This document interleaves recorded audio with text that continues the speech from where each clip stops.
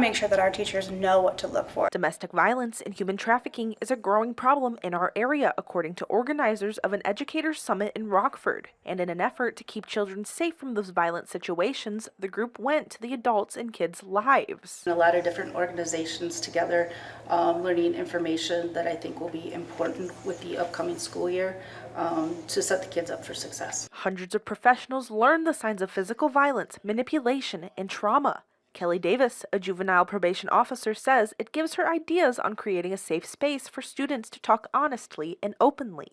The topics are relevant to today's society, so being able to know what's going on and be able to help the kids if they're in need. Illinois ranks as one of the highest for human trafficking cases according to Rockford's Alliance Against Sexual Exploitation. Emily Schmidt works with the teens regularly and says sessions like these are critical. This year, we really wanted to broaden our touch. So last year, we kind of teased around sextortion. This year, we're looking to provide a more comprehensive approach to that and then really complement it with more detailed information. Schmidt says turnout at the event shows the commitment in our community to helping our kids. But it's really important. We have young people in front of teachers, in front of youth serving professionals who have experienced these victimizations themselves, their family members. In Rockford, Bria Walters, WIFR News.